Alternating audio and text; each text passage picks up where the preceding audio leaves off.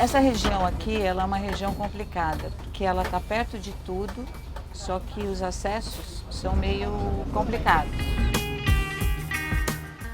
Por exemplo, aqui é um bairro que está próximo da Guarrás, do Tatuapé, está próximo da Moca e está próximo da Vila Prudente.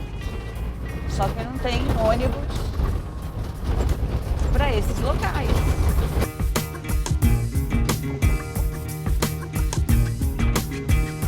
Bem, acho que desde 2011, quando o Mobilize foi criado, até hoje, acho que a cidade ganhou algumas coisas. Ela está longe de ser uma cidade ideal, com mobilidade ideal, mas ela avançou. O indicativo mais evidente disso é o fato dela estar hoje ranqueada em 58º lugar em nível mundial, e ela já foi a 7ª cidade mais congestionada do mundo.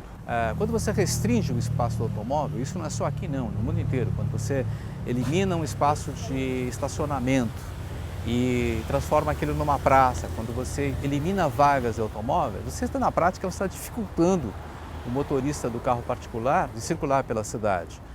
Cabe ao poder público fazer isso, medidas que induzam as pessoas a mudarem comportamentos. Então, se eu tiver que sair de carro, eu só vou sair realmente se eu precisar muito sair com aquele carro que ocupa toda essa área, que pesa tudo isso, e que gasta combustível e joga gases tóxicos no ar. Então, quando você cria faixas de ônibus, quando você cria ciclovias, na prática você está roubando o espaço do carro. É isso que você está fazendo. É um espaço que foi roubado pelo carro no passado e que hoje a cidade está tentando recuperar para o convívio de todos os cidadãos. Nós, nessa gestão na Prefeitura de São Paulo, pensamos o planejamento da mobilidade muito orientados pela Lei 12.587. É uma lei federal que estabelece a Política Nacional de Mobilidade Urbana. E a lei deixa muito claro, principalmente, a escala de prioridades do que é necessário se tratar de mobilidade. Então, tudo que a gente tem feito está muito vinculado às diretrizes do Plano Nacional estabelecidos por essa lei. O que tem observado é que as cidades que têm liderado, que têm inovado em tratar a questão de transporte, de mobilidade, elas, em geral, têm feito ações em 3 ou 4 eixos de políticas de transportes. Um primeiro tem a ver com melhorias do transporte coletivo. Um segundo tem a ver com medidas que procuram desestimular o uso do automóvel, o uso excessivo do automóvel. O terceiro eixo seria as medidas de estímulo ou de melhoria ao transporte chamado não motorizado, que é principalmente a pé e também a bicicleta. O quarto conjunto de ações não são especificamente de transportes, mas têm que ser pensadas conjuntamente, que são ações de planejamento e desenvolvimento urbano para que as cidades tenham formas mais fáceis de a gente acomodar as necessidades de transporte. O sistema de mobilidade na região metropolitana de São Paulo, que inclui o município de São Paulo, é dividido em 2 esferas de poder. Então, o sistema de metrô, o sistema de trem e o sistema de ônibus interurbanos é de responsabilidade das empresas ligadas ao governo do estado.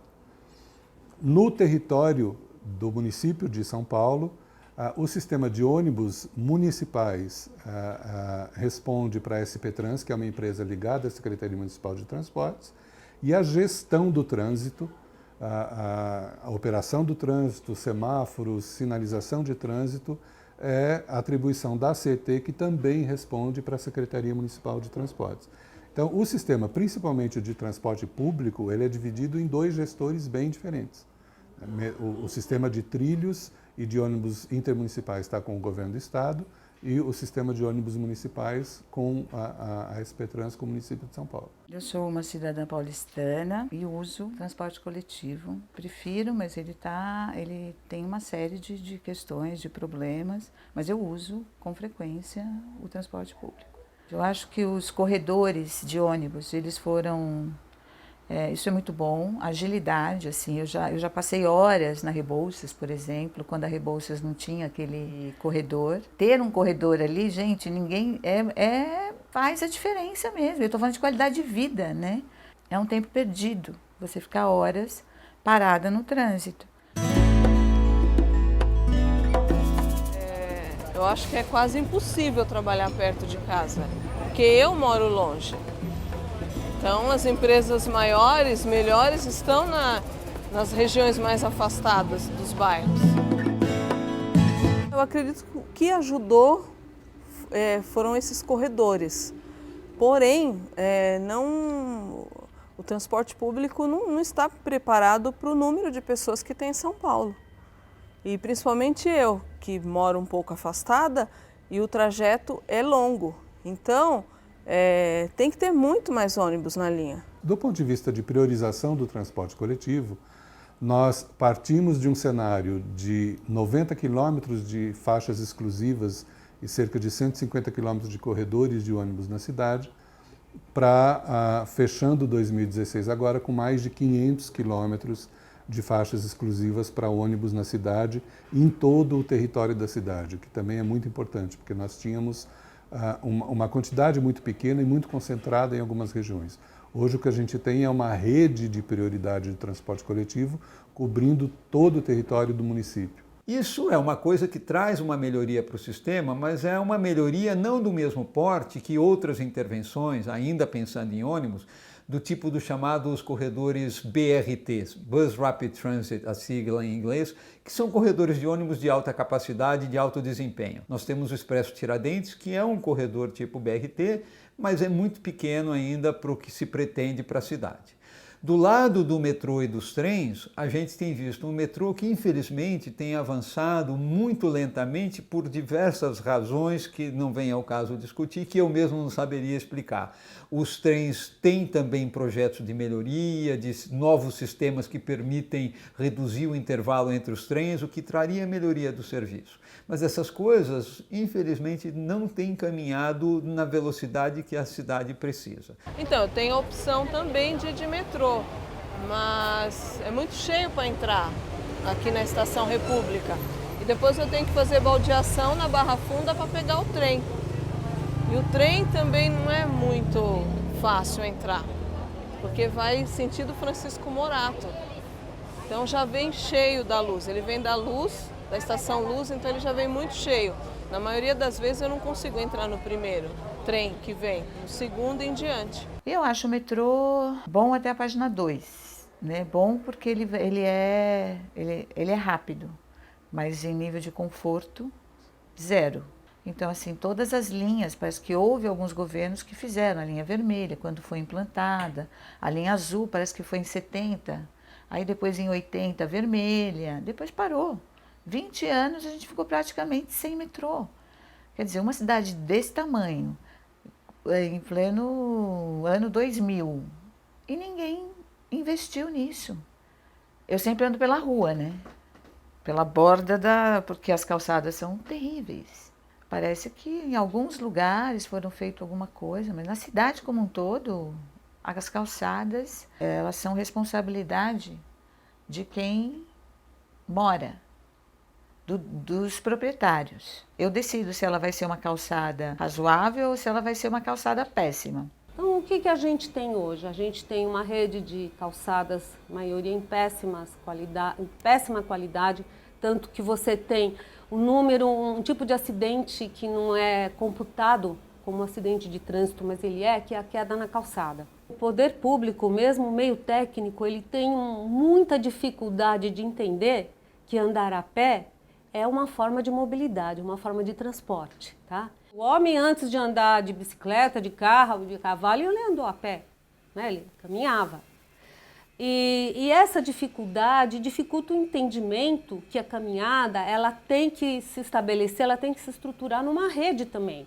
Assim como você tem a rede viária, a rede cicloviária, a rede de corredores de ônibus que se interligam, que tem que estar articulados, que tem que ter continuidade, com a rede a pé acontece a mesma coisa. A mobilidade a pé é estabelecida pelas calçadas e a articulação das calçadas, que é o momento de atravessar a via.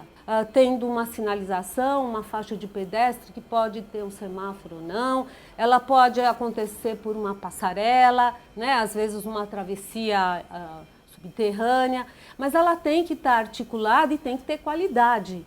E o atropelamento, ele é a consequência de uma má produção e uma má administração dos espaços públicos voltados para a mobilidade a pé. E do ponto de vista de redução de acidentes, nós temos algumas ações muito importantes. A redução do limite de velocidade máxima permitiu que o tráfego nas vias ficasse mais fluido, mais tranquilo, mais pacificado e também reduzisse em 33% o número de mortes no trânsito na cidade.